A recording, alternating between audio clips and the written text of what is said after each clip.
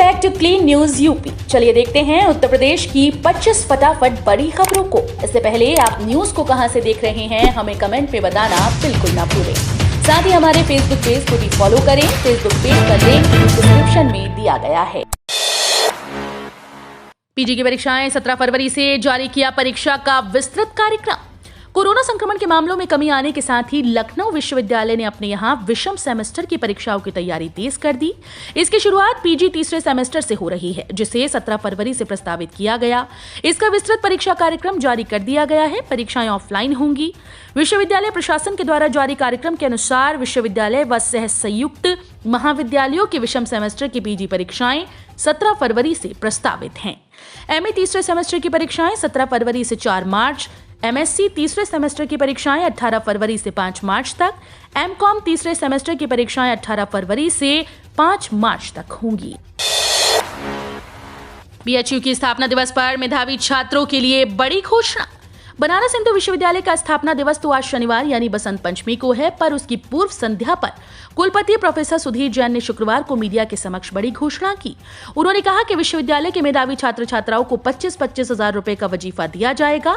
उन्होंने कहा कि इसके लिए 150 करोड़ की जरूरत है, जिसके लिए पुरातन छात्रों व अन्य लोगों से दान देने की अपील की जा रही है।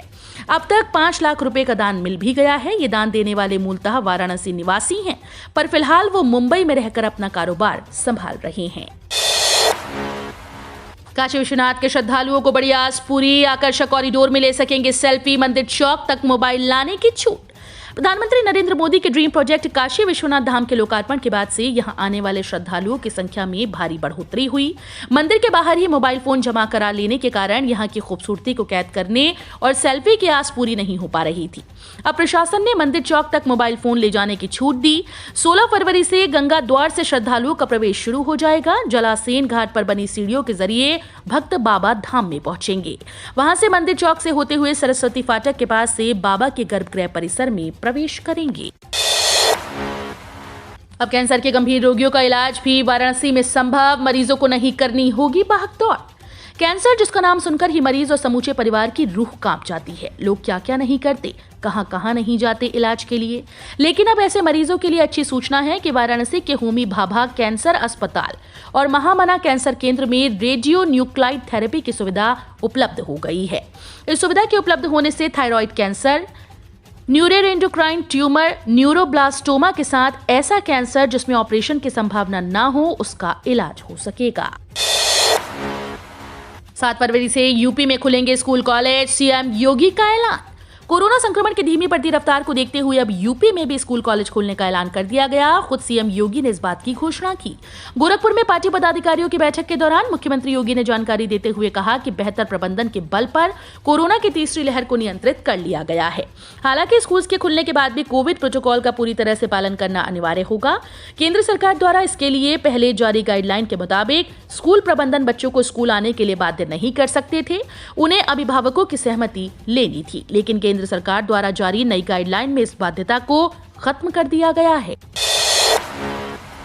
ई श्रम कार्ड योजना 6 महीने में 25 करोड़ रजिस्ट्रेशन, 1,000 रुपए का मिलेगा लाभ। केंद्र सरकार की ओर से कई लाभकारी योजनाएं चलाई जा रही हैं। उनमें से एक ई श्रम कार्ड योजना भी है। इसमें असंगठित क्षेत्र के श्रमिक रजिस्ट्रेशन करवाकर इसका लाभ ले सकते हैं। ई श्रम कार्ड बनवाने से कई लाभ मिलते हैं। अभी पिछले महीने जनवरी में ही यूपी सरकार की ओर से ई श्रम कार्ड धारकों के खातों में 1,000 रुपए ट्रांसफर किया गया। इसके बाद ई श्रम कार्ड पोर्टल पर रजिस्ट्रेशन कराने वालों की बाढ़ सी आ गई और रिकॉर्ड रजिस्ट्रेशन हुए। यूपी में रजिस्ट्रेशन कराने वालों की संख्या 8 करोड़ के पार हो गई। 2 करोड़ से अधिक लाभार्थियों के खातों में नहीं पहुंची किस्त, जाने क्या है वजह। उत्तर प्रदेश, पंजाब समेत 5 राज्यों में हो रही विधानसभा चुनाव के बीच पीएम किसान के दिसंबर मार्च की किस्त आना जारी है। इसके बावजूद अभी 2 करोड़ 20 लाख से अधिक किसानों को अभी 2,000 रुपए की किस्त का इंतजार है। पीएम किसान पोर्टल पर दिए गए ताजा आंकड़ों के मुताबिक कुल 12.47 करोड़ किसान रजिस्टर्ड हैं। इनमें से 10.60 करोड़ से अधिक किसानों का एफटीओ जनरेट हुआ और 10.22 करोड़ किसानों के खातों में दिसंबर मार्च की किस्त पहुंच गई। जिन किसानों का एफटीओ जनरेट हुआ उनमें से 16.63 लाख किसानों का पेमेंट रिस्पॉन्ड पेंडिंग है और 21.64 लाख किसानों के खातों में रकम पहुंची ही नहीं। 26 जनवरी की परेड में यूपी की झांकी पहले नंबर पर, महाराष्ट्र को मिला ये अवार्ड। गणतंत्र दिवस के मौके पर राजपथ में आयोजित परेड में शामिल झांकियों में यूपी को पहला स्थान मिला। राज्यों की झांकियों में पहला स्थान उत्तर प्रदेश को मिला है। इसके अलावा महाराष्ट्र को पॉपुलर चॉइस कैटेगरी में पहला स्थान मिला। इसके अलावा सीआईएसएफ अर्धसैनिक बलों के मार्चिंग दस्तों में सबसे श्रेष्ठ आंका गया। रक्षा मंत्रालय की ओर से जारी बयान में ये जानकारी दी गई। इसके अलावा सैन्य दस्तों की बात करें तो इसमें इंडियन नेवी को पहला स्थान दिया गया। नेवी को बेस्ट मार्चिंग दस्ते के तौर पर चुना गया। भारतीय वायुसेना के दस्ते को पॉपुलर चॉइस कैटेगरी में पहला नंबर मिला है। प्रयागराज में ब्लॉक के कारण यूपी, बिहार और झारखंड से गुजरने वाली 13 ट्रेन रहेंगी रद्द। कई गाड़ियों के मार्ग बदले। उत्तर मध्य रेलवे के नैनी और प्रयागराज शिवकी के बीच तीसरी लाइन के लिए नॉन इंटरलॉकिंग कार्य के कारण 13 ट्रेन को रद्द कर दिया गया। कई ट्रेन के मार्ग बदल दिए गए। इनमें ज्यादातर ट्रेन यूपी, बिहार और झारखंड से गुजरने या शुरू होने वाली हैं। मुख्य जनसंपर्क अधिकारी राजेश कुमार के अनुसार कुछ ट्रेन को आंशिक बदलाव के साथ चलाया जाएगा। बारिश और ओलावृष्टि ने बढ़ाई ठंड। 8 फरवरी तक बिगड़ा रहेगा मौसम। ऑरेंज अलर्ट जारी। उत्तर प्रदेश के कई जिलों में जोरदार बारिश हुई। शुक्रवार सुबह भी पूर्वी यूपी के कुछ जिलों की शुरुआत बूंदाबांदी से हुई। तेज हवा के साथ ही बारिश और ओलावृष्टि ने ठंड बढ़ा दी। प्रदेश के वाराणसी, लखीमपुर खीरी, श्रावस्ती, सुल्तानपुर जिलों में जोरदार बारिश हुई और ओले भी गिरे। मौसम निदेशक जेपी गुप्ता ने कहा कि 8 फरवरी तक मौसम बिगड़ा रहेगा। जिलों में बारिश होगी, तेज हवा भी चलेगी। मौसम के तल्ख तेवर से किसानों की समस्याएं बढ़ गई हैं। खेतों में खड़ी गेहूं और दलहन की फसलों को व्यापक पैमाने पर नुकसान हुआ है। आने वाले दिनों में भी मौसम का यही हाल रहेगा, इसलिए किसानों को सतर्क रहने की जरूरत है। चुनाव से पहले बढ़ सकती है डिप्टी सीएम मौर्य की मुसीबत। 28 फरवरी को इस मामले में सुनवाई करेगा Allahabad high court. Allahabad high court प्रदेश के उप मुख्यमंत्री केशव प्रसाद मौर्य की डिग्री को लेकर दाखिल अर्जी की सुनवाई अब 28 फरवरी को करेगी। याची अधिवक्ता के अनुरोध पर कोर्ट ने यह आदेश दिया। अर्जी में एसीजेएम प्रयागराज के 4 सितंबर 21 को पारित आदेश को चुनौती दी गई, जिसके तहत मजिस्ट्रेट ने फर्जी डिग्री की शिकायत की एफआईआर दर्ज करने के आदेश जारी करने की मांग में धारा 156(3) दंड प्रक्रिया संहिता के तहत दाखिल अर्जी खारिज कर दी थी। दिवाकर नाथ त्रिपाठी की याचिका की सुनवाई न्यायमूर्ति राजीव गुप्ता ने की। हिस्ट्री शीटर्स को बाहर रखकर नई हिस्ट्री बनाने के लिए है ये चुनाव। पीएम मोदी। यूपी विधानसभा के पहले चरण के लिए 10 फरवरी को मतदान होने वाला है। जाहिर है हर राजनीतिक दल ने यूपी के चुनाव में अपनी पूरी ताकत झोंक दी है। आज पीएम नरेंद्र मोदी और यूपी के सीएम योगी आदित्यनाथ ने वीडियो कॉन्फ्रेंसिंग के जरिए मेरठ, गाजियाबाद, अलीगढ़, हापुड़ और नोएडा के मतदाताओं को संबोधित किया। इस कार्यक्रम को जन चौपाल उत्तर प्रदेश का नाम दिया गया। जन चौपाल को संबोधित करते हुए पीएम मोदी ने कहा, मुझे खुशी है कि उत्तर प्रदेश के लोगों ने ये मन बना लिया है कि दंगाइयों, माफियाओं को पर्दे के पीछे रह करके प्रदेश की सत्ता हथियाने नहीं देंगे। उन्होंने कहा कि आजादी के बाद यूपी ने अनेक चुनाव देखे हैं, अनेक सरकारें बनती बिगड़ती देखी हैं, लेकिन ये चुनाव सबसे अलग है। ये चुनाव सुरक्षा, सम्मान और समृद्धि की पहचान को बनाए रखने के लिए है। ये चुनाव हिस्ट्री शीटर्स को बाहर रखने और नई हिस्ट्री बनाने के लिए है। बिल फाड़ने का जिक्र और दलितों की फिक्र, कैसे मायावती कमजोर कर रही हैं अखिलेश की रणनीति। बसपा सुप्रीमो मायावती देर से ही सही लेकिन प्रचार के लिए निकल पड़ी हैं। आगरा में 2 फरवरी को पहली रैली के बाद से वो अब लगातार मिशन पर हैं। 3 फरवरी को मायावती गाजियाबाद में थी तो शुक्रवार को अमरोहा में रैली को संबोधित किया। इस दौरान मायावती ने यूं तो सभी दलों पर हमला बोला, लेकिन जिस मुखरता से वो सपा पर अटैक करती दिखी, उससे संदेश साफ है कि वो दलितों और अति पिछड़ों को उनके पाले में जाने नहीं देना चाहती। खासतौर पर अति पिछड़े वर्ग के मतदाताओं को लेकर ये संभावना जताई जा रही थी कि ये सपा के पाले में जा सकता है। यूपी विधानसभा चुनाव, कलेक्ट्रेट में फूट फूट कर रोने लगी निर्दलीय प्रत्याशी। बोली, प्रचार न करने की मिल रही धमकी। जैसे जैसे विधानसभा चुनाव की सरगर्मी तेज हो रही है, वैसे वैसे नेताओं ने भी प्रचार प्रसार और तेज कर दिया। चुनाव प्रचार को लेकर कुछ प्रत्याशियों ने प्रशासन पर गंभीर आरोप लगाए हैं। ऐसा ही एक मामला बुलंदशहर से सामने आया।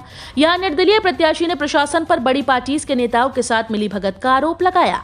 दरअसल सोशल मीडिया पर एक वीडियो वायरल हो रहा है जिसमें महिला प्रत्याशी उसे धमकी मिलने की बात कह रही है।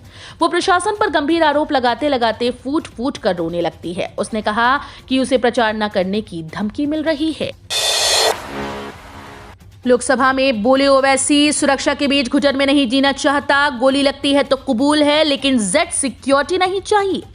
एआईएमआईएम के अध्यक्ष और सांसद असदुद्दीन ओवैसी ने उत्तर प्रदेश के हापुड़ में अपने ऊपर हुए हमले को लेकर लोकसभा में बयान दिया। उन्होंने सरकार को चेतावनी दी कि देश का एक वर्ग रेडिकलाइजेशन की तरफ बढ़ रहा है। इतना ही नहीं, उन्होंने केंद्र की तरफ से प्रस्तावित की गई जेड सिक्योरिटी लेने से इनकार करते हुए कहा कि उन्हें गोली लगती है तो कबूल है, लेकिन सुरक्षा के बीच घुटन में जीना कबूल नहीं। ओवैसी ने लोकसभा में कहा कि मैं सरकार से कहना चाहता हूं कि इस तरह की घटना से आपको नुकसान होगा। मैं लोकसभा अध्यक्ष के जरिए सरकार को बताना चाहूंगा कि जिन लोगों ने ये रेडिकलाइजेशन किया उन पर आतंकरोधी UAPA क्यों नहीं लगाते। देश के हर नागरिक को मिलेगा 5,000 रुपए प्रतिमाह पेंशन। बजट 2022 में वित्त मंत्री ने लिया फैसला। केंद्र सरकार की इस बेहद लोकप्रिय पेंशन योजना के तहत हर महीने सिर्फ 210 रुपए जमा करने पर 60 साल के बाद 5,000 रुपए प्रतिमाह पेंशन पाई जा सकती है। इस योजना में निवेश करने पर आयकर में भी छूट मिलती है। इस संबंध में वित्त मंत्री निर्मला सीतारमण द्वारा बजट सत्र 2022 में पेश किए गए आर्थिक सर्वेक्षण 2021-22 के अनुसार अटल पेंशन योजना के तहत लगभग 78% ग्राहकों ने सिर्फ 1,000 रुपए प्रतिमाह की पेंशन का विकल्प चुना है। अगर आप भारतीय स्टेट बैंक के ग्राहक हैं तो आपके लिए काम की खबर। अगर आप भारतीय स्टेट बैंक के ग्राहक हैं तो आपके लिए बेहद काम की खबर है। अब आपको पैसे ट्रांसफर करना महंगा पड़ेगा। दरअसल SBI ने अपनी बैंक ब्रांच में किए गए पैसे ट्रांसफर के लिए तत्काल भुगतान सेवा की सीमा बढ़ा दी। नई दरें 1 फरवरी 2022 से लागू कर दी गई हैं। SBI ने अपने बयान में कहा है कि योनो ऐप सहित इंटरनेट बैंकिंग और मोबाइल बैंकिंग के माध्यम से किए गए 5 लाख रुपए तक के तत्काल भुगतान सेवा लेन देन पर कोई सेवा शुल्क नहीं लगेगा। क्रिप्टो से आमदनी पर इनकम टैक्स डिपार्टमेंट की 4-5 साल से थी नजर। छिपाने पर पड़ी नियम की जरूरत। आयकर विभाग के मुताबिक क्रिप्टो से कमाई करने वाले लोग गलत जानकारियां देते थे। बजट के नए प्रावधानों से उन पर नकेल कसी जा सकेगी। केंद्रीय प्रत्यक्ष कर बोर्ड के चेयरमैन JB महापात्रा ने हिंदुस्तान के विशेष संवाददाता सौरभ शुक्ला से खास बातचीत की। महापात्रा से बातचीत के प्रमुख अंश हैं, क्रिप्टो की आमदनी पर विभाग 4-5 सालों से नजर बनाए हुए था। आयकर विभाग के अधिकारियों ने फील्ड से जो आकलन किया उससे पता चला कि ज्यादातर लोग इस पर टैक्स देते ही नहीं थे। जो कुछ लोग टैक्स देते थे वो कभी ये नहीं बताते कि ये रकम क्रिप्टो में कमाई गई है। अब ऑटोमेटिक मशीन से होगा आपके व्हीकल का फिटनेस टेस्ट। सरकार कर रही तैयारी। जल्दी आपके व्हीकल का फिटनेस सर्टिफिकेट एक ऑटोमेटिक मशीन के जरिए टेस्ट किया जाएगा। सड़क परिवहन और राजमार्ग मंत्रालय ने बुधवार को एक ड्राफ्ट नोटिफिकेशन जारी किया और एक ऑटोमेटेड टेस्टिंग स्टेशन के जरिए वाहनों की फिटनेस जांचने के संबंध में आप लोगों के विचार मांगे। इतना ही नहीं, इस ड्राफ्ट नोटिफिकेशन में फिटनेस सर्टिफिकेट के रिन्यूअल के लिए 2 साल का अंतर रखने का भी प्रस्ताव रखा गया है। रिवॉल्वर राइफल से लैस करोड़पति हैं CM योगी आदित्यनाथ, पर नहीं है कोई निजी घर। उत्तर प्रदेश के मुख्यमंत्री योगी आदित्यनाथ पहली बार विधानसभा का चुनाव लड़ने जा रहे हैं। शुक्रवार को उन्होंने गोरखपुर शहर से नामांकन दाखिल कर दिया। मुख्यमंत्री योगी आदित्यनाथ के हलफनामे के मुताबिक उनके पास कुल 1,54,94,054 रुपए की संपत्ति है। इसमें 1 लाख रुपए नकद है। इससे पहले 2017 में जब योगी आदित्यनाथ ने विधान परिषद का चुनाव लड़ा था तब उन्होंने अपनी संपत्ति 95.98 लाख रुपए बताई थी। एयरटेल में अब $1 अरब तक निवेश करेगा गूगल। भारत में 5G उपयोग को बढ़ावा देने के लिए दोनों कंपनीज एक साथ करेंगी काम। भारत के डिजिटल इकोसिस्टम के विकास में तेजी लाने के लिए और भविष्य को ध्यान में रखते हुए एयरटेल और गूगल ने लंबे समय के लिए एक समझौता किया। एक साझेदारी के हिस्से के रूप में गूगल ने अपने Google for India digitalization fund से $1 बिलियन तक का निवेश एयरटेल में करने का इरादा किया। इस निवेश में इक्विटी निवेश के साथ साथ संभावित कमर्शियल एग्रीमेंट्स के लिए फंड शामिल है। इस फंड का उपयोग अगले 5 वर्षों में देश के डिजिटलाइजेशन के लिए आवश्यक क्षेत्रों की पहचान कर पारस्परिक रूप से सहमति से किया जाएगा। केंद्रीय कर्मचारियों को डीए पर मिलने वाली है अच्छी खबर। इन कर्मियों के भत्तों में 14% की बढ़ोतरी। इस बीच हाल ही में केंद्रीय सार्वजनिक क्षेत्र के उद्यम के कर्मचारियों के डीए में इजाफा कर दिया गया। एक आधिकारिक नोटिफिकेशन के मुताबिक CPSEs के बोर्ड स्तर या बोर्ड स्तर के नीचे के अधिकारियों या पर्यवेक्षकों को मिलने वाले महंगाई भत्ते की दरों में बदलाव किया गया। इसके तहत महंगाई भत्ते में 14% की बढ़ोतरी की गई। अब इन कर्मचारियों का भत्ता 184.10% तय हो गया है, जो अब तक 170.50% था। ये बढ़ी हुई दर बीते 1 जनवरी से लागू है। इससे पहले जुलाई 2021 में करीब 11% का इजाफा किया गया था। CISF में कांस्टेबल पद के लिए आवेदन शुरू। भारतीय अर्धसैनिक बलों में नौकरी के लिए इच्छा रखने वालों के लिए अच्छी खबर है। केंद्रीय औद्योगिक सुरक्षा बल ने 1149 पदों पर भर्ती के लिए नोटिफिकेशन जारी कर दिया। इच्छुक अभ्यर्थी इस भर्ती में शामिल होने के लिए 4 मार्च तक आवेदन कर सकते हैं। आवेदन करने के लिए इच्छुक और योग्य अभ्यर्थी CISF की आधिकारिक वेबसाइट पर विजिट करके इस भर्ती का नोटिफिकेशन चेक कर सकते हैं। केंद्रीय कर्मचारियों के लिए खुशखबरी, फरवरी के बाद से सालाना बढ़कर आएगी 2,32,152 रुपए तक सैलरी। केंद्रीय कर्मचारियों को भी तोहफा मिला है। इस बार फरवरी का महीना करोड़ों कर्मचारियों के लिए खुशियां लेकर आया। उनकी सैलरी बढ़ने वाली है। दरअसल जनवरी महीने का डीए बढ़ा है और इसी की वजह से सैलरी में 90,000 रुपए तक की वृद्धि हो सकती है। मीडिया रिपोर्ट्स की माने तो इस बढ़ोतरी का ऐलान मार्च के अंत तक हो सकता है। दरअसल यह अनुमान all India consumer price index के आंकड़ों को देखते हुए लगाया गया। आपको बता दें कि अभी कर्मचारियों का डीए 31% है। जनवरी में डीए में 3% की बढ़ोतरी हुई। इसमें केंद्रीय कर्मचारियों का महंगाई भत्ता बढ़कर 34% हो जाएगा। युद्ध स्तर पर होगा मंदिर के प्लिंथ का निर्माण, बनाई गई योजना पर आज होगा मंथन। राम जन्मभूमि परिसर में मंदिर निर्माण के तीसरे चरण में ग्रेनाइट पत्थरों से प्लिंथ निर्माण का कार्य किया जा रहा है। ये प्रक्रिया जून माह तक पूरा कर ली जाएगी। इसके लिए युद्ध स्तर पर कार्य किया जाएगा। ट्रस्ट की माने तो कर्नाटक के ग्रेनाइट पत्थरों के 15 से 20 पत्थरों के ब्लॉक ही लगाए जा रहे हैं।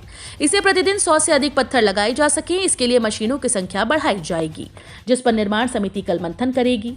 जून माह तक पूरा होगा मंदिर के तीसरे चरण का कार्य। राम जन्मभूमि परिसर में दिसंबर 2023 में भगवान श्री राम लला अपने जन्म स्थान के गर्भगृह पर विराजमान होंगे।